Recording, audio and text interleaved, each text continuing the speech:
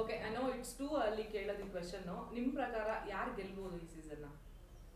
ಅಂದ್ರೆ ನೀವು ಈ ಒಂದು ವಾರದಲ್ಲಿ ಏನ್ ನೋಡಿದ್ರೆ ಗೊತ್ತಿಲ್ಲ, ನೆಕ್ಸ್ಟ್ ಡೇಸ್ ಅಲ್ಲಿ ಏನ್ ಬೇಕಾರಾಗ್ಬೋದು. ತುಂಬಾ ಆಕ್ಟಿವ್ ಆಗಿರೋರು ಡಲ್ ಆಗ್ಬೋದು, ಡಲ್ ಆಗಿರೋರು ತುಂಬಾ ಆಕ್ಟಿವ್ ಆಗ್ಬೋದು.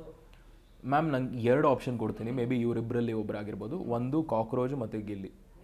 ಕಾಕ್ರೋಚ್ ಸುದಿ ಮತ್ತು ಗಿಲ್ಲಿ ಇವರಿಬ್ಬರ ನಡುವೆ ಗಿಲ್ಲಿ ಮಕ್ಳಿಗೆ ಯಾರಿಗೂ ಕ್ಯಾಲಿಬರ್ ಇಲ್ಲ ಅಂತ ಹೇಳ್ತೀರಾ ಈ ಸೀಸನ್ ಅಲ್ಲಿ? ಗೆಲ್ಲೋ ಅಂತ ಕ್ಯಾಲಿಬರ್ ಇಲ್ಲ ಅಂತೀರಾ?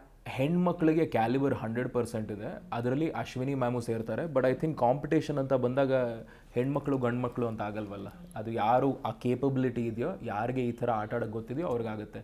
ನಂಗೆ ಜೆನ್ಯೂನ್ಲಿ ಕಾಕ್ರೋಚ್ ಅನಿಸುತ್ತೆ. ಯಾಕಂದರೆ ಗಿಲ್ಲಿ ಅನ್ನೋದು ಅವ್ನ ಪಾಪ ಇಂಟೆನ್ಷನ್ ಇಲ್ಲದೆ ತಲೆಹರಟೆ ಮಾಡ್ಕೊಂಡು ಹೋಗ್ಬಿಡ್ತಾನೆ. ಕಾಕ್ರೋಚ್ ಸುದಿ ಅವ್ರು ತುಂಬ ಯೋಚನೆ ಮಾಡ್ತಾರೆ, ಅವ್ರಿಗೆ ಯಾವ ಥರ ಗೇಮ್ ಆಡಬೇಕು ಅಂತ ಗೊತ್ತು.